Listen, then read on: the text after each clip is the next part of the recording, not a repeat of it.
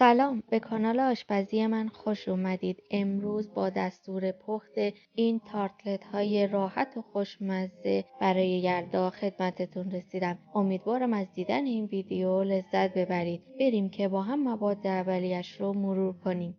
آب انار 2 پیمانه، دانه انار 1 پیمانه، نشاسته ذرت 3 قاشق سوپخوری، شکر 3 قاشق سوپخوری، کره 50 گرم، وانیل 1/2 قاشق چایخوری، خمیر هزارلای آماده مخصوص شیرینی 1 بسته.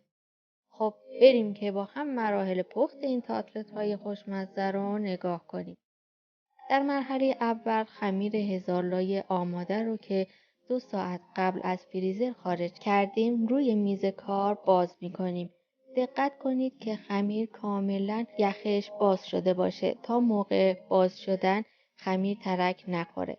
بعد از اینکه خمیر رو باز کردین کاغذ زیری رو مقداری بکشید تا موقع کشیدن وردنه خمیرتون چروک نشه. حالا با وردنه روی اون رو کاملا صاف می‌کنیم.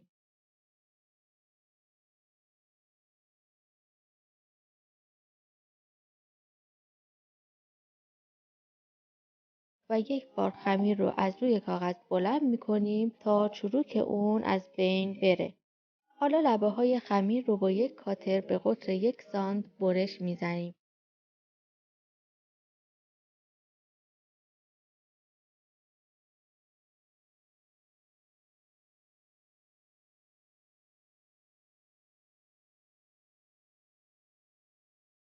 و خمیر رو با استفاده از خطکش به مربع‌های 9x9 در میاریم.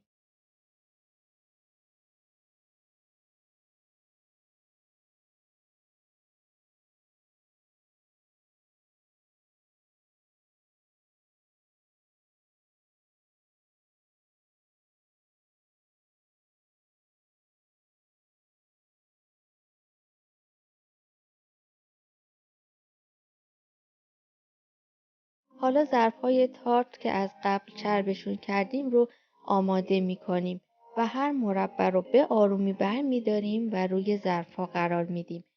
به همین صورت که در تصویر می‌بینید. و 4 لبه خمیر رو مانند شکل از قالب‌ها بیرون می‌ذاریم و داخل ظرف رو کمی فشار میدیم تا حالت ظرف رو به خودشون بگیرن. خمیرها باید حالت کاسه‌های لبه‌دار به خودش بگیره. تمام خمیرها رو به همین صورت داخل قالب‌ها می‌ذاریم. دقت کنید با خمیر خیلی بازی نکنید چون خمیر هزارلا خیلی حساسه، سریع حالت خودش رو از دست میده و ظاهر شیرینی‌ها بعد از پخت خراب میشه.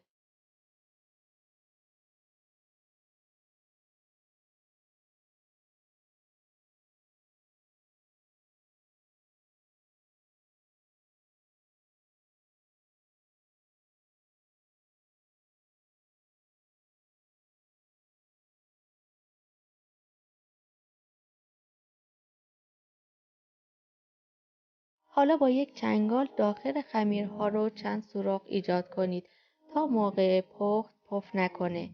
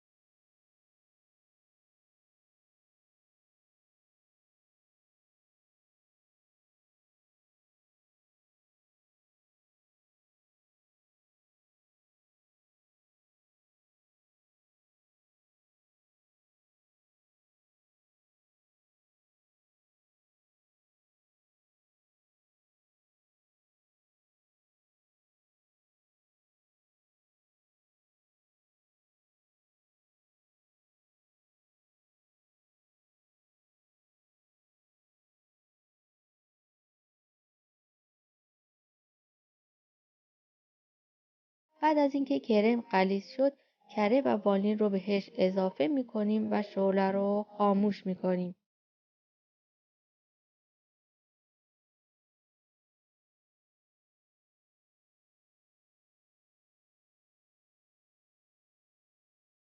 کرم رو داخل کاسه میریزیم و در یخچال به مدت 10 الی 15 دقیقه استراحت میدیم تا کمی خنک بشه. خب این هم از تارت های ما که کاملا آماده شدن و به راحتی از قالب جدا میشن. اگر از این قالب ها نداشتید و دوست داشتین تارت های شما کوچیک‌تر باشه، میتونید از قالب های کیک یزدی و تارت هم استفاده کنید. حالا با یک چنگال وسط تارتلت ها رو کمی هم میزنیم تا قسمت های پف کرده خرد بشه.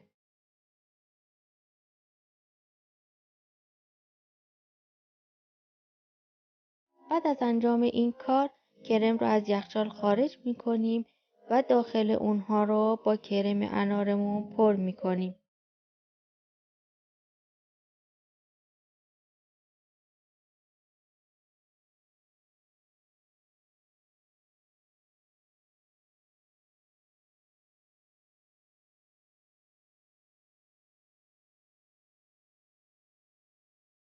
وقتی که کرم رو داخل اونها ریختیم، روی اونها رو با دانه های انار میپوشونیم.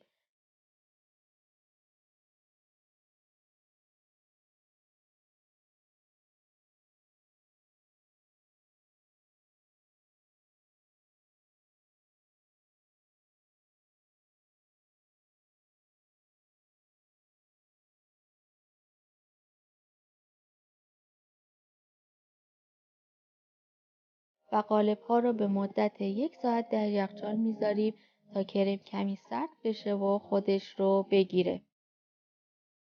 خب بعد از 1 ساعت تارت‌ها رو از یخچال خارج کردیم.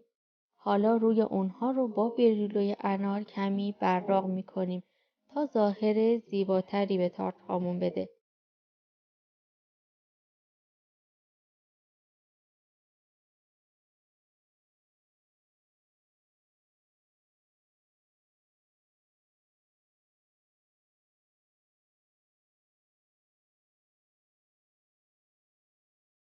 در انتها با خامه فرم گرفته و بری رو روی اونها رو تزیین میکنیم. این تارتلت ها رو میتونید برای مهمونی های یلداییتون آماده کنید و با اون از مهموناتون پذیرایی کنید.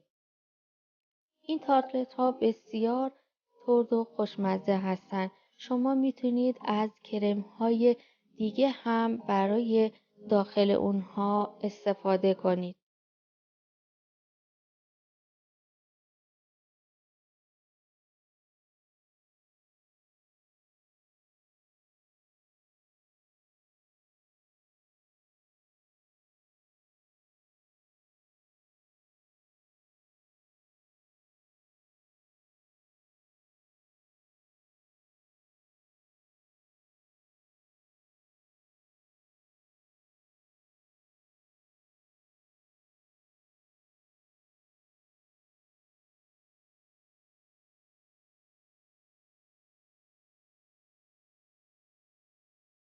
ممنون که تا انتهای ویدیو همراه من بودین. اگر از ویدیو خوشتون اومده اون رو لایک کنید، کانال من رو سابسکرایب کنید و زنگوله کنار اون رو بزنید که اگر ویدیوی جدید گذاشتم از اون باخبر بشید. ممنون میشم با لایک و کامنت های خود از کانال من حمایت کنید. تا آموزش بعدی، خدا نگهدار.